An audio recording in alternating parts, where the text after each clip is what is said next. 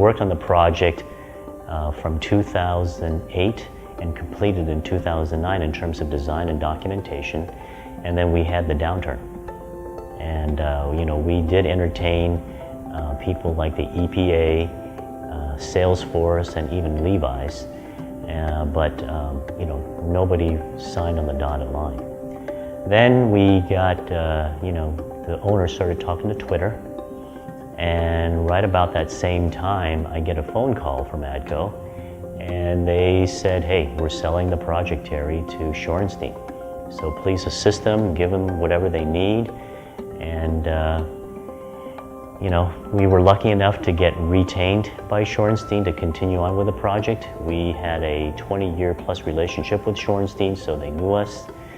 And Twitter signed on the dotted line. I think with Shorenstein coming on board, as well as the mayor providing that payroll tax break to the mid-market area, it just started the ball rolling. And then the vision became the tech campus for San Francisco. Because once Twitter started signing on, we got One Kings Lane, Call Socket, all kinds of people really being interested in being around that area. Then 1455 Square signed on, approximately 8 months later. So it was really kind of it started the ball rolling for this change in mid-market, and our role stayed the same. We were the architects of record to take this project from the beginning all the way to the end.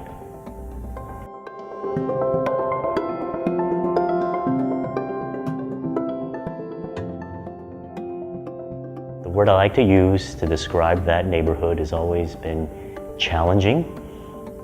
There are all kinds of people out there, from professionals to guys that sleep on the streets. And if you ever been into that Van Ness BART Muni station, it kind of says it all right there.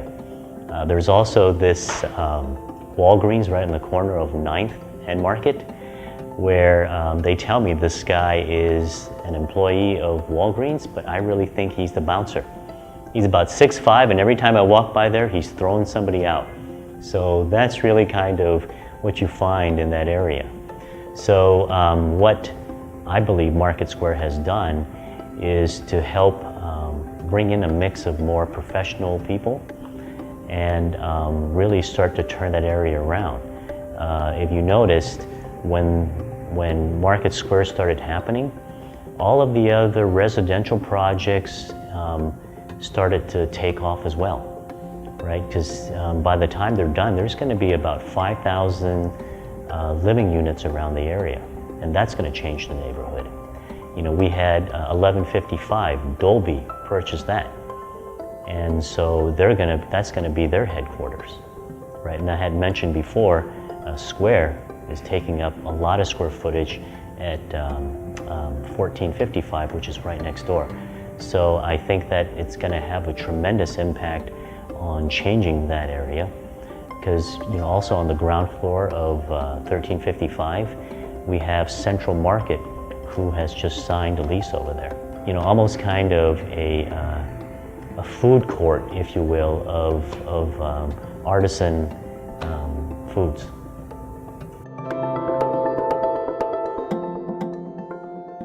I don't actually see that as a challenge. It's actually a plus. Look at public transportation. It's all right there. You have BART, you have Muni, and the Market Street has now become really the main thoroughfare for cyclists to get to work, right? So I think all of those things are a plus.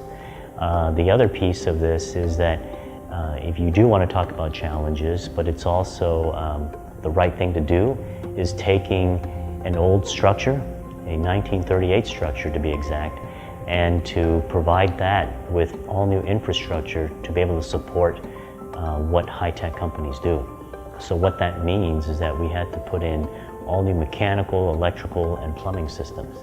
And on top of that, when Market Square was the Furniture Mart, it only had 4 elevators that served 11 floors, okay?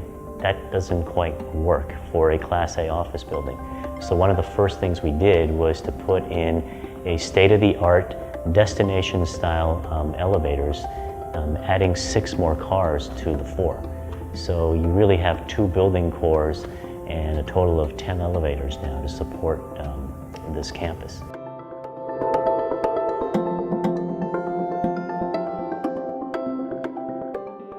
I do.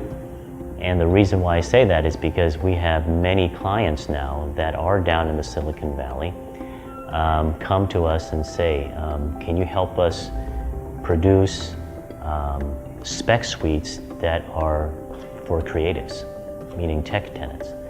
So, everybody, all the landlords are thinking that in order for us to compete and attract companies, to be in our building, we have to make them look less like traditional office spaces and turn them into more like loft, New York style, South of Market spaces.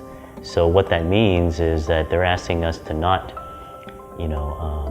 put finished ceilings in, rip those things out, have the mechanical systems, the electrical systems be exposed. Don't wrap the gypboard furring around the columns.